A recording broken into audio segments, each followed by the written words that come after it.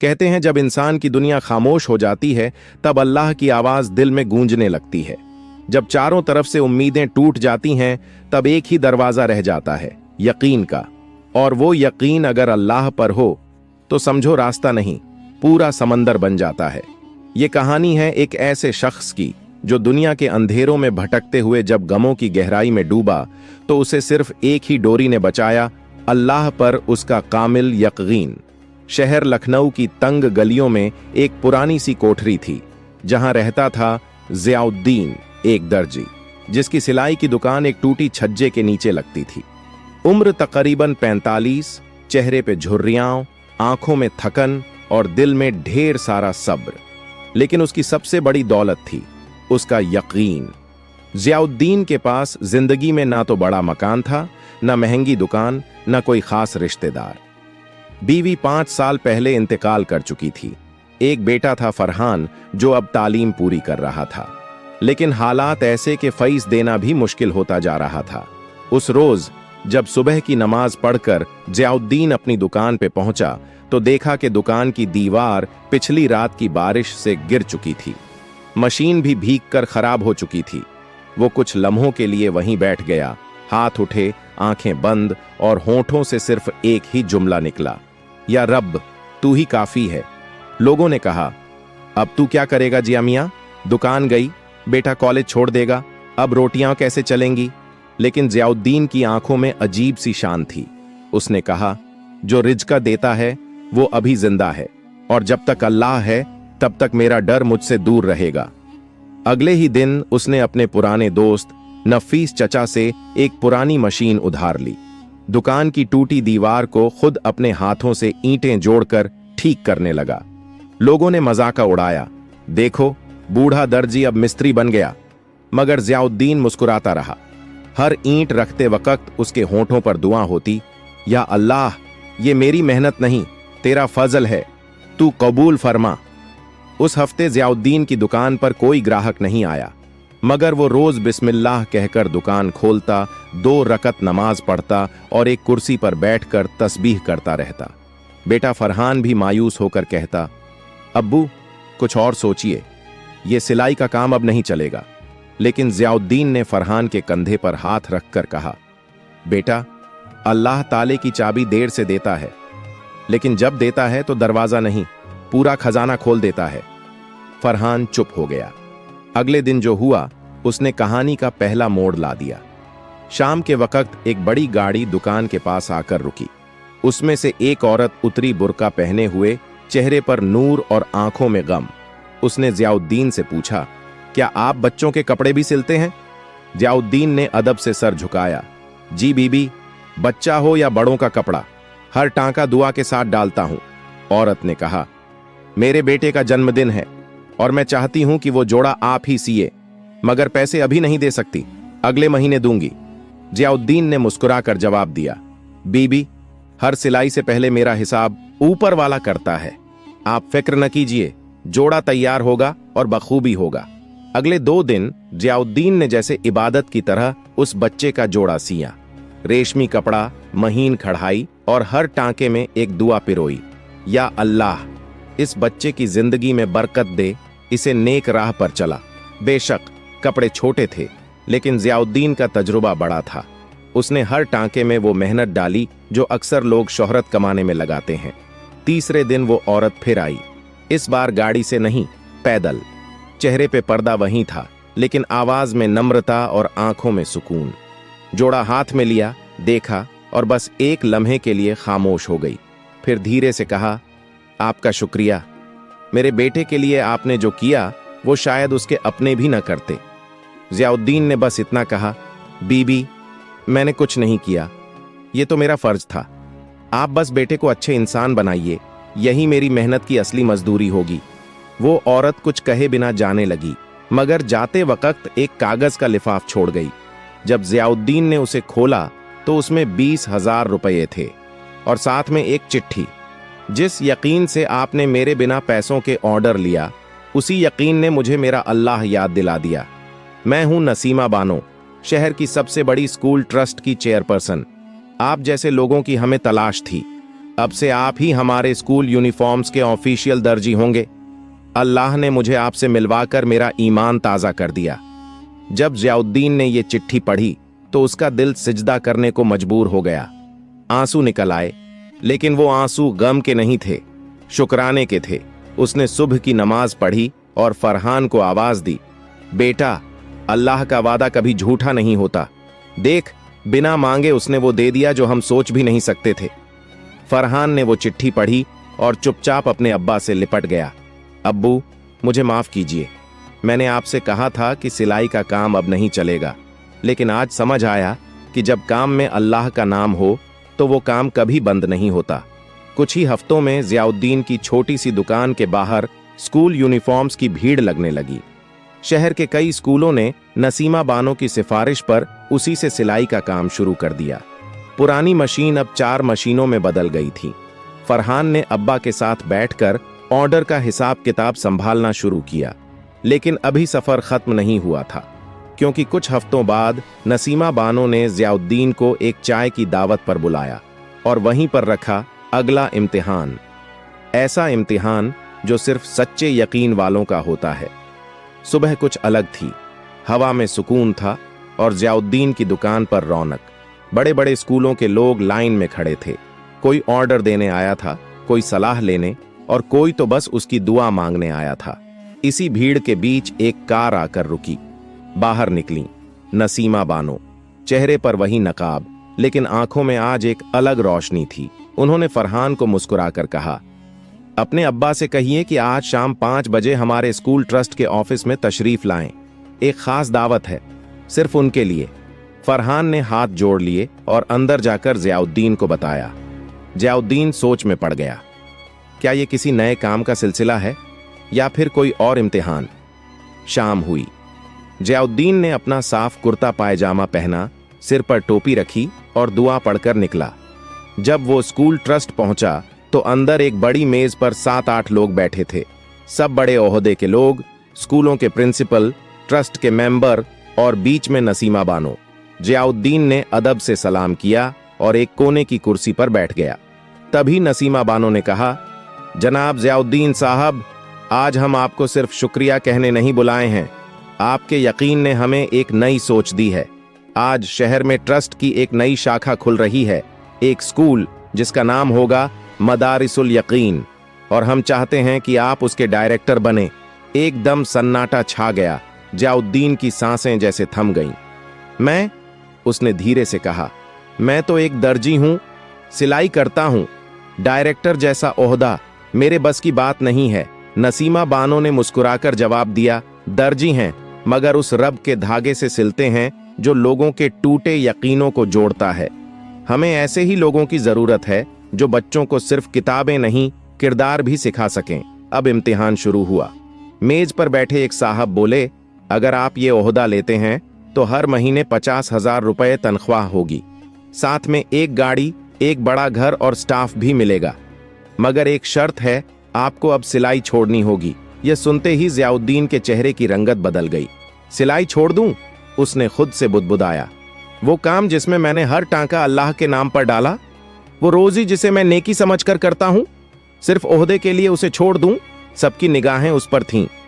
ज़ियाउद्दीन ने कुछ लम्हों तक खामोशी ओढ़े रखी, फिर बोला, मैं शुक्रगुजार हूं आप सबकी अजमत का और इस ओहदे के ऐलान का, मगर मेरी रिज़्क की चाबी अल्लाह के हाथ में है। अगर वो चाहेगा तो इस सिलाई से ही मुझे वो इज्जत देगा जो ओहदे नहीं दे सकते। मुझे अफसोस है, मगर मैं ये पेशकश नहीं ले सकता। कमरा खामोश था।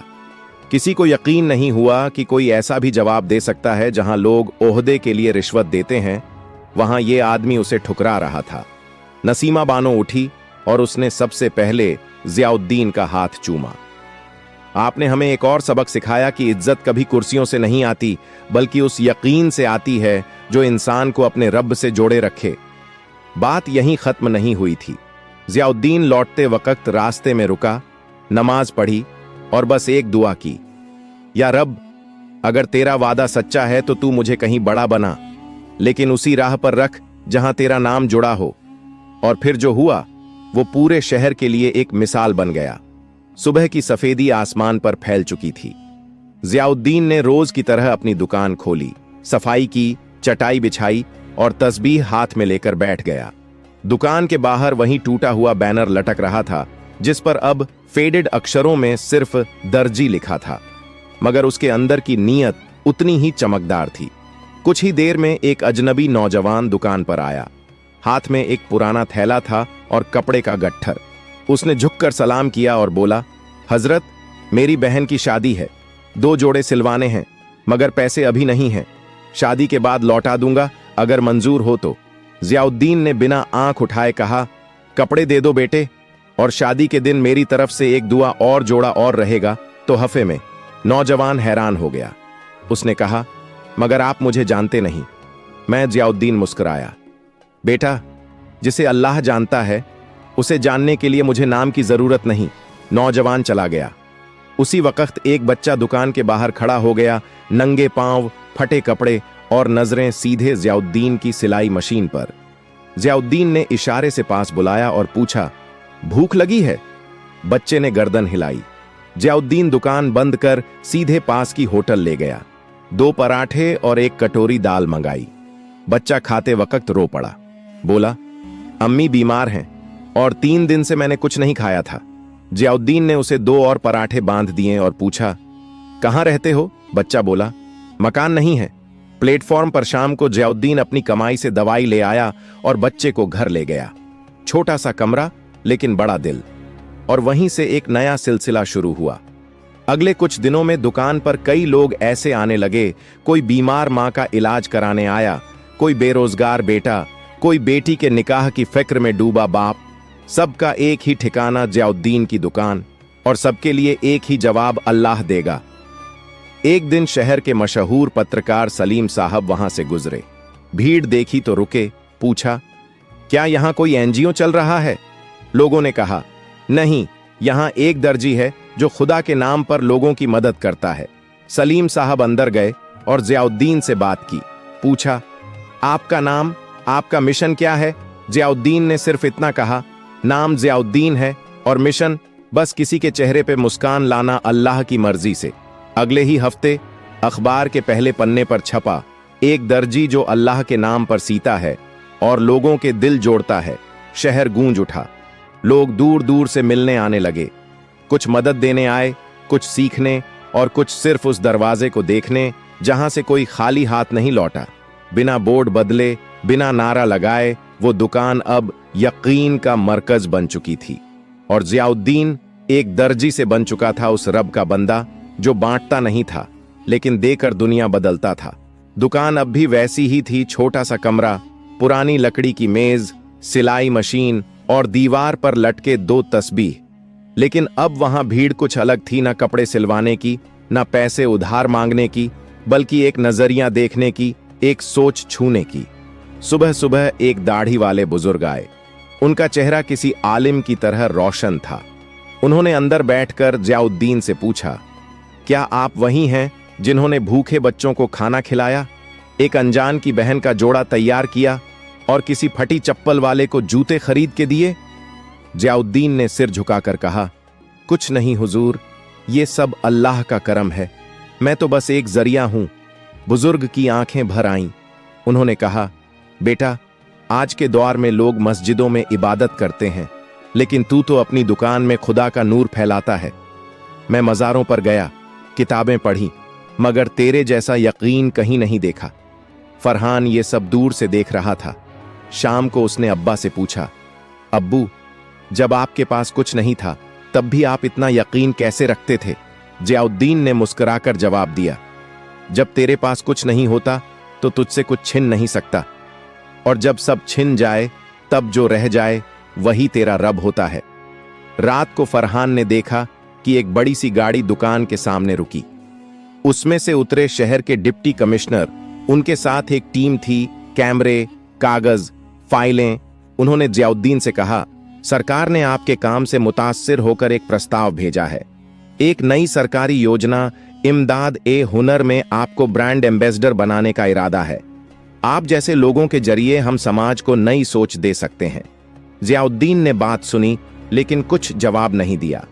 चुपचाप अपनी कुर्सी से उठे, कोने में लगे वुजू के लिए पानी के ड्रम से हाथ धोए और दुकान के एक कोने में 2 रकत नफल नमाज पढ़ने लगे। टीम खामोश खड़ी रही। नमाज के बाद उन्होंने मुस्कुराकर सिर्फ इतना कहा, मैं राजी हूं, मगर एक शर्त पे। जहां भी जाऊं वहां पहले मस्जिद होगी, फिर मीटिंग, पहले तस्बीह होगी, फिर तकरीर। डिप्टी कमिश्नर ने हैरानी से देखा और धीरे से कहा, ऐसे लोग अब किताबों में मिलते हैं, असल जिंदगी में बहुत कम। फरहान की आंखों में आंसू थे। अब्बा ने कंधे पर हाथ रखा और कहा, जब तू अल्लाह से जुड़ता है तो दुनिया तुझसे जुड़ जाती है, मगर जब तू दुनिया से जुड़ता है तो खुदा तुझसे दूर हो जाता है। और अब वो दुकान नहीं रही, वो बन चुकी थी एक मकतब, एक मजहबी जलसगाह, एक हकीकी मदरसा, जहां सिलाई के साथ किरदार सिया जाता था, जहां कपड़े नहीं इंसान तैयार होते थे। शहर की गलियों में अब ज़ियाउद्दीन का नाम किसी मशहूर अफसर या कारोबारी की तरह नहीं, बल्कि एक चुपके से मदद करने वाले बुजुर्ग के रूप में लिया जाने लगा था। मगर खुद ज़ियाउद्दीन को इन सब से कोई फर्क नहीं पड़ता था। उसकी जिंदगी अब भी वही थी, सुबह नमाज, दुकान की सफाई और फिर तस्बीह के साथ दिन की शुरुआत। फरहान ने एक दिन कहा, अब्बा, हम चाहें तो ये दुकान बड़ी बना सकते हैं, एक नया शोरूम खोलें, एसी लगवाइए, नाम चमकाएं, आप अब ब्रांड हैं। ज़ियाउद्दीन ने मुस्कुराकर बेटे की आंखों में देखा और कहा, बेटा, अल्लाह का नाम जितना सादगी से लिया जाए उतना असर करता है। दुकान बड़ी हो जाए, इसमें बुराई नहीं, मगर नीयत बड़ी रहनी चाहिए, नाम नहीं। जिस रोज ये दुकान मैं से चलने लगे और वो से न चले, उसी रोज इसे बंद कर दूंगा। अगले हफ्ते एक बुजुर्ग मौलाना आए लखनऊ के मशहूर दारुल उलूम से, और उन्होंने कहा कि उनके मदरसे में दीनी तालीम के साथ हुनरमंद बच्चों को सिलाई कढ़ाई की तालीम देने के लिए किसी ऐसे शख्स की जरूरत है जो हुनर के साथ यकीन भी सिखा सके। हमारे बच्चे कुरान तो पढ़ते हैं, मगर जिंदगी सीने वाला कोई नहीं। हमें दरकार है ऐसे उस्ताद की जो उन्हें खुददारी, सब्र और तवक्कुल सिखा सके। ज़ियाउद्दीन ने बिना देर किए हामी भर दी। अब हर जुमा को वो दारुल उलूम जाता, बच्चों को सिर्फ मशीन चलाना नहीं बल्कि अल्लाह की रजा के साथ काम करना सिखाता। एक दिन एक बच्चा आया, नाम था रईस, माँ का अकेला बेटा, जो कहता था, अम्मी कहती हैं मेहनत करना सीखो वरना दुनिया तुम्हें जूते पहनाएगी। ज़ियाउद्दीन ने उसके हाथ में तस्बीह देकर कहा, बेटा, मेहनत हाथ से करो और यकीन दिल से। जब दोनों साथ होंगे तो दुनिया नहीं, अल्लाह तुम्हें जूते देगा, और वो भी नए। मदरसे की छत से रोज शाम को बच्चों की आवाजें आती, या अल्लाह हमें भी अपने ज़ियाउद्दीन जैसा बना। और ये दुआ धीरे धीरे शहर से निकलकर सूबे में फैल गई। एक दिन मुख्यमंत्री के दफ्तर से फोन आया, हम चाहते हैं कि आप हुनर और हया मिशन के मुख्य सलाहकार बने, लाखों बच्चों को आपकी जरूरत है। ज़ियाउद्दीन ने सिर्फ इतना कहा, अगर मंच पर बैठने से बेहतर किसी बच्चे की सिलाई सुधारना है तो मैं वहीं बैठूंगा, मशीन के पीछे। उस रात फरहान ने देखा कि अब्बा अकेले दुकान में बैठे रो रहे हैं। पूछा, अब्बा, आप क्यों रो रहे हैं? ज़ियाउद्दीन ने कहा, जब लोग तुझे ताली दें तो न रो, मगर जब तुझे ये लगे कि तू वाकई अच्छा है तो जरूर रो, क्योंकि यही घड़ी है जब शैतान सीने में गुरूर का बीज बोता है। दिन बीतते गए, मगर ज़ियाउद्दीन की दिनचर्या वैसी ही रही। फज्र की नमाज, दुकान की सफाई, तस्बीह के साथ शुरुआत और हर सिलाई में अल्लाह का नाम। अब लोग कपड़े नहीं बल्कि दुआएं लेने आते थे। एक दिन एक बुजुर्ग औरत आई, गोद में 5-6 साल का बच्चा, आंखों में थकान और होठों पर खामोशी। वो बोली, बेटा बिस्तर पर है, बीमारी है, डॉक्टरी इलाज काम नहीं आया, किसी ने कहा कि आपसे मिलवाना जरूरी है। ज़ियाउद्दीन ने बच्चे का माथा सहलाया, कुरान की एक आयत पढ़ी, हाथ उठाकर दुआ की, या शाफी, तू ही है जो शिफा देता है, इलाज से नहीं अपनी रहमत से। और फिर बच्चे की मां से कहा, रोज सुबह एक चुटकी मिट्टी इस दुकान की दे जाना और उसके सिरहाने रख देना, दवा से नहीं यकीन से फर्क आएगा। 3 दिन बाद वही औरत दौड़ती हुई आई, बच्चे को गोद में लिए हुए। बच्चा मुस्कुरा रहा था, उठकर बैठ गया था। औरत ने रोते हुए कहा, आपने क्या दिया? ज़ियाउद्दीन ने जवाब दिया, मैंने कुछ नहीं दिया, अल्लाह ने लिया हुआ यकीन वापस कर दिया। अब रोज दुकान के बाहर एक छोटा लंगर लगने लगा, 2 पराठे, 1 कटोरी दाल और 1 प्याला पानी, हर भूखे के लिए। कोई पूछता, कौन देता है ये सब? लोग जवाब देते, एक दर्जी जो दरवाजा नहीं खोलता, दिल खोलता है। फरहान अब दुकान में बराबर बैठता था। जियाउद्दीन ने उससे कहा, बेटा, ये दुकान अब सिर्फ हमारी नहीं, ये हर उस इंसान की है जो भूखा, बेसहारा या टूटा हुआ है।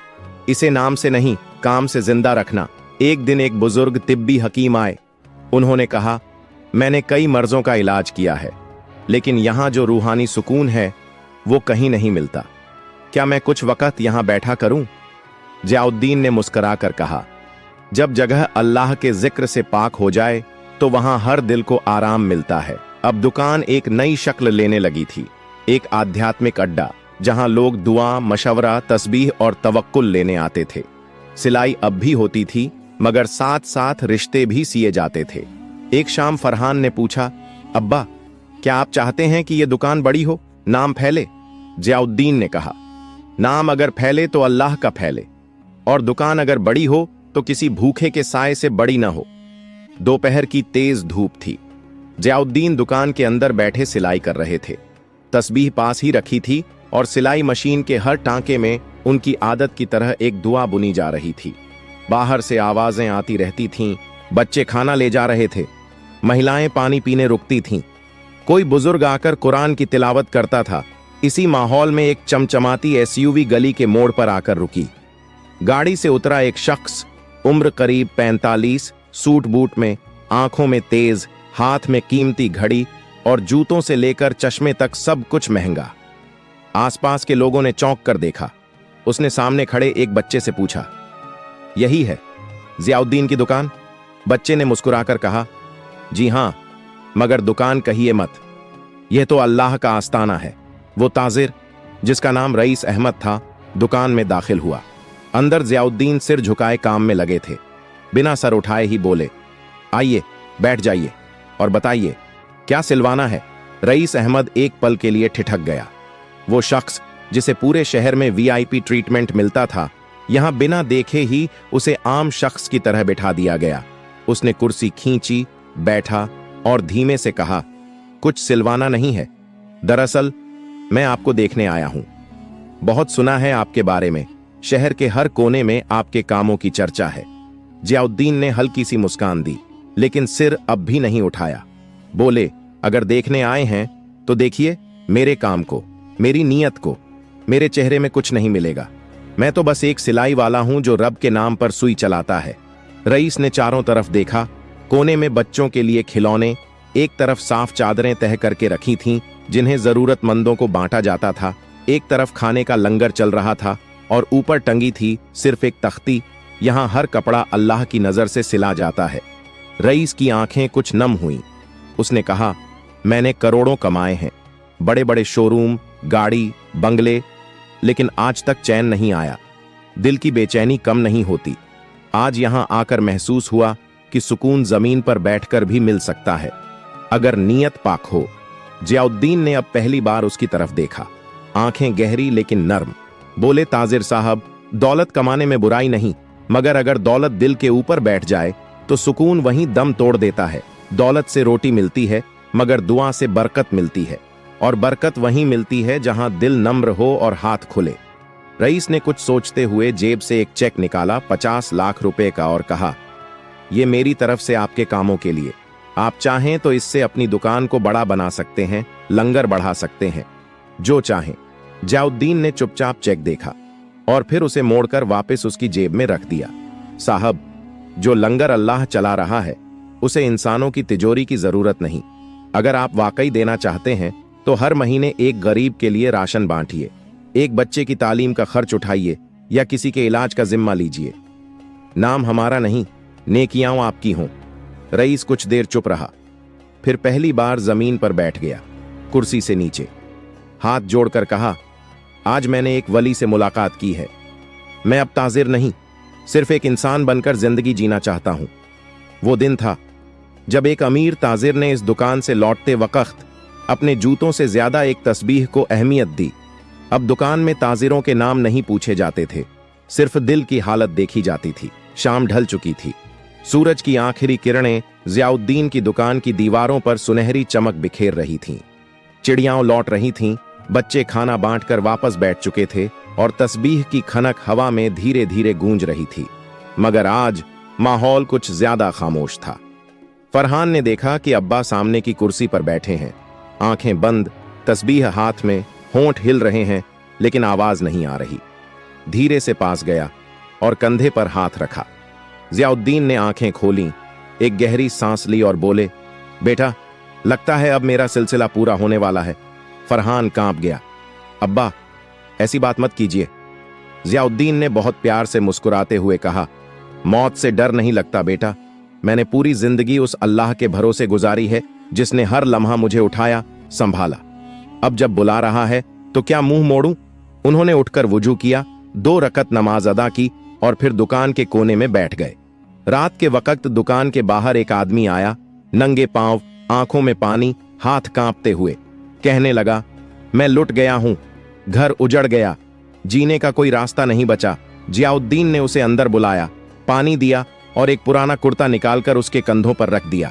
बेटा, जब सब कुछ छिन जाए तो समझो कि अब सिर्फ अल्लाह रह गया है, और जब अल्लाह रह गया है तो सब कुछ दोबारा मिल सकता है। आदमी फूट फूट कर रो पड़ा। जियाउद्दीन ने उसके सिर पर हाथ रखा और धीरे से पढ़ा, ला तखफ इन्नल्लाह माना, मत डर, अल्लाह हमारे साथ है। उस आदमी ने कहा, क्या मैं रोज यहां आ सकता हूं? जियाउद्दीन ने कहा, यह जगह मेरी नहीं, अल्लाह की है। यहां आने से पहले इज्जत लाओ, नाम नहीं। रात गहरी हो चली थी। फरहान दुकान बंद करने आया तो देखा अब्बा वहीं बैठे बैठे सो गए हैं।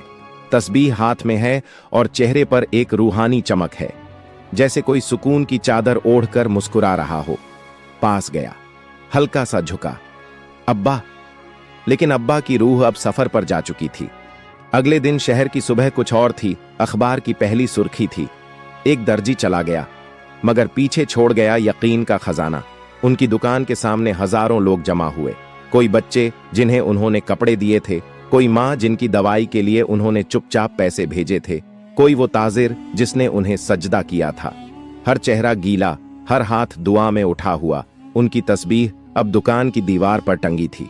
फरहान ने दुकान को बंद नहीं किया, बल्कि एक नया बोर्ड लगाया, दर्जी साहब नहीं रहे, मगर उनका यकीन अब भी यहां सिलाई करता है। कभी किसी गली में कोई भूखा बच्चा आज भी पूछता है, क्या यहां वो बुजुर्ग रहते हैं जो बिना नाम पूछे रोटी देते थे? तो जवाब आता है, वो नहीं रहे, मगर उनकी खुशबू अब भी इस हवा में है, क्योंकि यकीन मरता नहीं, वो बस एक दिल से दूसरे दिल तक सफर करता है।